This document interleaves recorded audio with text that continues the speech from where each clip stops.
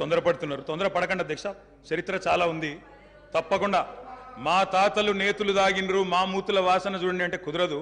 కేవలం క్రెడిట్ మాత్రమే మేము తీసుకుంటాం. మేము నాగార్జున సాగర్ కట్టినాం, శ్రీశైలం కట్టినాం, కానీ మొత్తం మిగతాయి మాత్రం అన్యాయం అంతా వేరే ఖాతాలో దోస్తామంటే కుదరదు అధ్యక్ష. బరాబర్ చెప్తాం. ప్రధాన ప్రతిపక్షంగా ప్రజల తరపున బరాబర్ లెక్కలు చెప్తాం. బరాబర్ కాంగ్రెస్ పార్టీ యొక్క ఏమేమి దురాగతాలు ఉన్నాయో అవన్నీ చెప్పవలసిన బాధ్యత మా మీద ఉన్నది. బరాబర్ చెప్తామని చెప్పి కూడా నేను తెలియజేస్తా ఉన్నా అధ్యక్ష. అధ్యక్ష, పడావుబడ్డ భూములు, పాడుబడ్డ ఇండ్లు, ఆకలి కేకలు, ఆత్మహత్యలు, వలసలు, కరువులు, కర్ఫ్యూలు, ఎన్కౌంటర్లు, కరెంటు కోతలు, కటిక చీకెట్లు, నెర్రెలు బారిన నేలలు, నెత్తురు గారిన నేలలు. ఇదే కదా ఆనాటి మీ గొప్ప ఘనత వహించిన ప్రభుత్వంలో ఆనాడు మీరు చూపెట్టిన అద్భుతాలు ఇవే కదా అధ్యక్ష. ఒక్క మాటలో చెప్పాలంటే అధ్యక్ష, వీళ్ళ పాలనలో తాగునీటికి దిక్కులేదు, సాగునీటికి దిక్కులేదు, కరెంట్ అనేది అడ్రస్సే లేదు. ఇక ఇది వీళ్ళ పాలన అధ్యక్ష. 50 ఏళ్ళు పరిపాలించి అధ్యక్ష, ఇక్కడ కూర్చున్న సభ్యులు ఆలోచన చేయాలి అధ్యక్ష. రాజగోపాల్ రెడ్డి గారు చేస్తున్నారు. నల్లగొండలో ఫ్లోరోసిస్ తప్ప ఏమిచ్చింది అధ్యక్ష వీళ్ళు? నల్లగొండలో ఫ్లోరోసిస్తో 1,50,000 మంది నడుములు వంగరబోతుంటే మునుగోడు నియోజకవర్గంలో ఒక్కసారి నాకు ఒక కాంగ్రెస్ సభ్యుడు మాట్లాడిండు అధ్యక్ష. అధ్యక్ష అధ్యక్ష సబ్జెక్టే మాట్లాడుతున్న అధ్యక్ష. తర్వాత సభ్యుడికి ఇష్టం వచ్చినంత టైం ఇవ్వండి, మాట్లాడినివ్వండి, మాకు అభ్యంతరం. I'm not yielding sir, I'm not yielding. అధ్యక్ష, నల్లగొండలో ఫ్లోరైడ్ బాధలు, దేవరకొండలో పసిపిల్లల అమ్మకాలు, పాత బస్తీలో మైనారిటీ తీరని బాలికల వివాహాలు, మహబూబ్ నగర్లో గంజి కేంద్రాలు, పాలమూరు నుంచే 14 లక్షల మంది వలసలు ప్రతి సంవత్సరం. అధ్యక్ష, ముఖ్యమంత్రి రేవంత్ రెడ్డి గారి సొంత నియోజకవర్గం కొడంగల్లో ప్రతిరోజు 2 బస్సులు అధ్యక్ష బొంబాయికి పోయేది. కొడంగల్లో, నారాయణపేటలో, మక్తల్లో ప్రతిరోజులు 2 బస్సులు.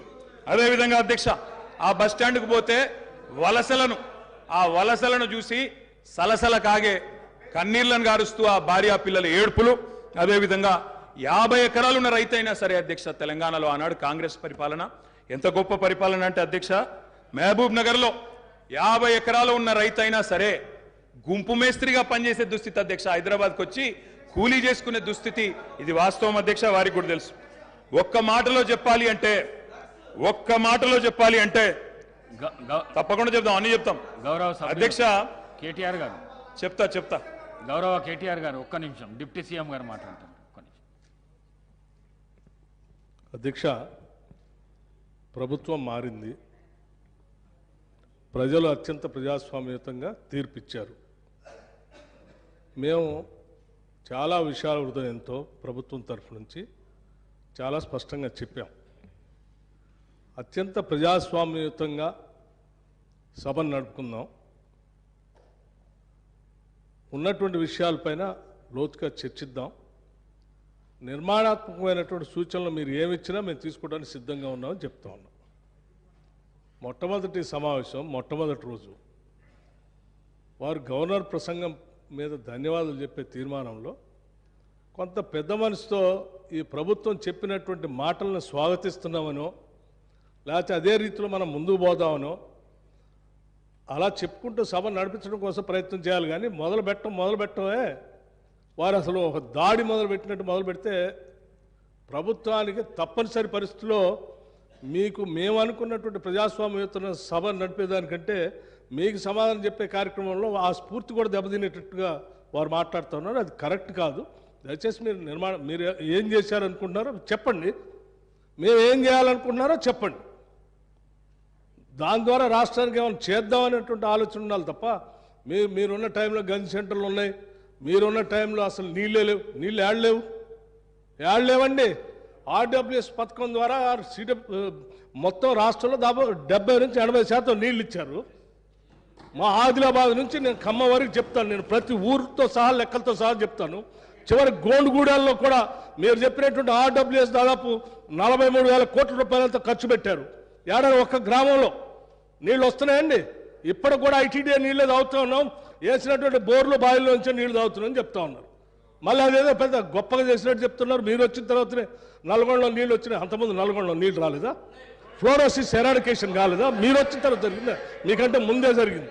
మీరు ఇంకా కట్టినటువంటి ఆర్డబ్ల్యూఎస్ పథకం కింద కట్టినటువంటి సంస్థల్ని, వ్యవస్థల్ని, ఆస్తుల్ని అన్నిట్లు కూడా ధ్వంసం చేసి తాళాలు వేసి పనికి రాకుండా చేశారు. వాటి మీద కూడా లెక్కలతో మేము బయటకు తీస్తాం. రివ్యూ చేస్తాం అధ్యక్ష. దయచేసి మీరు చెప్పండి. ఎస్, మీరు 10 ఏళ్ళు పాలన చేశారు, ప్రజలు తీర్పు ఇచ్చారు. ఈ తీర్పు ఇచ్చినటువంటి తీర్పు ద్వారా రేపొద్దున ఇంకా భవిష్యత్తులో ఈ రాష్ట్రాన్ని ఇంకా ఎంత ముందుకు తీసుకొని పోదాం. మీరు ఏదైనా ఉంటే నిర్మాణ సూచనలు చేయండి. మీరు వినటానికి సిద్ధంగా ఉన్నాం, అమలు చేయడానికి కూడా సిద్ధంగా ఉన్నాం. Thank you. గౌరవ కేటీఆర్ గారు అధ్యక్ష, సబ్జెక్టే మాట్లాడుతున్నా సార్. నేను ఆ గవర్నర్ ప్రసంగంలో ఏం చెప్పినో దానికే సమాధానం చెప్తున్నా. 10 ఏళ్ళు విధ్వంసం జరిగింది అన్నారు. మరి 10 ఏళ్ల విధ్వంసం గురించి మాట్లాడితే 55 ఏళ్ల విధ్వంసం గురించి మాట్లాడాలన్నా వద్దా? 55 ఏళ్లు కాంగ్రెస్ పరిపాలనలో చేసిన జీవన విధ్వంసం చెప్పాలి. ఇప్పుడు గౌరవ సభ్యులు రామ్మోహన్ రెడ్డి గారు మాట్లాడుతూ రాజశేఖర రెడ్డి గారి పేరు తీసుకున్నారు, గత ముఖ్యమంత్రుల పేర్లు తీసుకున్నారు. పొన్నం ప్రభాకర్ గారేమో ఆంధ్రప్రదేశ్ చరిత్ర మాట్లాడొద్దంటారు. మరి రామ్మోహన్ రెడ్డి గారేమో గతంలో ఉన్న ఆంధ్ర ముఖ్యమంత్రుల పేర్లు తీసుకున్నారు. పేర్లు తీసుకున్నప్పుడు చెప్పకపోతే ఎట్లా అధ్యక్ష? వాస్తవాలు చెప్పాలి, చరిత్ర చెప్పాలి, అద్దం చూపెట్టాలి కదా సార్. 55 ఏళ్లు పరిపాలించే అవకాశం ఇచ్చినప్పుడు సాగునీరు ఇవ్వలేని అసమర్థులు, తాగునీరు ఇవ్వలేని అసమర్థులు, కరెంట్ ఇవ్వలేని అసమర్థులు వాళ్ళ అసమర్థత గురించి చెప్తే ఉలికిపడ్డం ఎందుకు అధ్యక్ష? అధ్యక్ష, ఇంకొక మాట కూడా నేను విజ్ఞప్తి చేస్తా ఉన్నా. ఇది మొదటి రోజు అధ్యక్ష. మొదటి రోజే ఇంత ఉలికిపడితే ఎట్లా అధ్యక్ష? మొదటి రోజు ఇంత భయపడితే ఎట్లా? ఒక్కొక్క మంత్రి గారు లేసి అప్పుడే ఉలికిపడి మాట్లాడుతున్నారు. అంత భయం ఎందుకు సార్? అధ్యక్ష, నిర్మాణాత్మక సూచనలు చేయాలన్నారు భట్టి గారు, వి వెల్కమ్ ఇట్. కానీ మీరు నిర్మాణాత్మకమైన గవర్నర్ ప్రసంగం ఉంటే, విధ్వంసంగా ఉండకపోతే వాస్తవాలు చెప్తే మేము కూడా వాస్తవాలు చెప్పేటోళ్ళం. మా అధ్యక్షుడు స్పష్టంగా చెప్పారు, కొత్త ప్రభుత్వం వచ్చింది, తొందరపడకండి, ఒక 3 నెలలు సమయం ఇద్దాం, అట్రఫ్లాప్ అవుతారు ఎట్లాగూ, కానీ 3 నెలలు సమయం ఇద్దాం. ఎందుకంటే అధ్యక్ష చాలా చెప్తా, అవి కూడా చెప్తా. పాపం వాళ్ళ సభ్యుడే వాళ్ళని నిరికిస్తాడు. అధ్యక్ష, ఒక్క మాటలో చెప్పాలంటే తెలంగాణలో అధ్యక్ష, ఒక్క మాటలో చెప్పాలంటే ఏంది అధ్యక్ష కాంగ్రెస్ పరిపాలన? బొంబాయి, బొగ్గుబాయి, దుబాయ్. ఆనాడు ఇదే కదా అధ్యక్ష. మొత్తం ప్రజలు వలసలు పోయే దుస్థితి, రైతులు మొగులు దిక్కు చేసే దుస్థితి, మొత్తంగా ఆఖరికి ఇవాళ అక్కడ కూర్చున్న ముఖ్యమంత్రి గారి సొంత జిల్లాలోనే గంజి కేంద్రాల అధ్యక్ష. ఇందిరమ్మ రాజ్యం అంటే గంజి కేంద్రాలు, ఆకలి సావులు, ఎన్కౌంటర్లు తప్ప ఏముండే అధ్యక్ష? ఇది గొప్పగా చెప్తున్నారు అధ్యక్ష. ఆ రోజుల్లో ప్రాజెక్టులు కట్టకున్నా, పైసలు తరలించకపోయిన ఆంధ్రాకి మౌనంగా మంగళహారతులు పట్టింది తెలంగాణ కాంగ్రెస్ నాయకులు కాదా అధ్యక్ష? ఆనాడు మేము రాజీనామాలు చేస్తుంటే, గొంతు చించుకుంటుంటే, పేగులు దిగేదాకా కొట్లాడుతుంటే, పదవుల కోసం పెదవులు మూసుకున్నది ఎవరు అధ్యక్ష?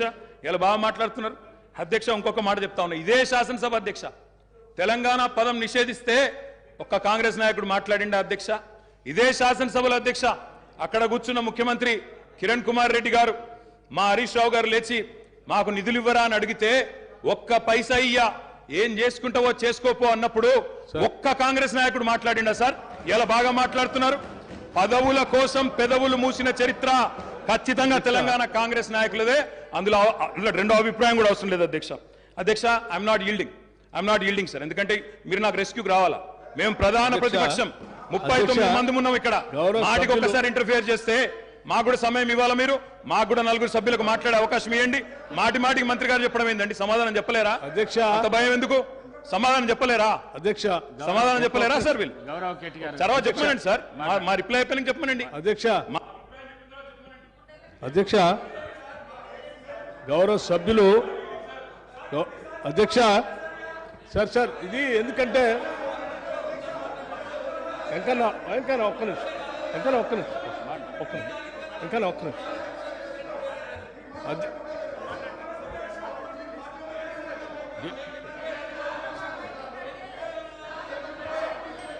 అధ్యక్ష. స్పీకర్ సార్, గౌరవ్ కేటీఆర్ గారు, బ్రదర్ ప్లీజ్, నేనేం మిమ్మల్ని క్రిటిసైజ్ చేయట్లేదు, కూర్చో. ఒక్కడే నిమిషం. I'm trying to advise you, please sit down, please. I'm trying to advise you, please. నేనేం మిమ్మల్ని క్రిటిసైజ్ చేయట్లేదు, దయచేసి ఒక్క నిమిషం.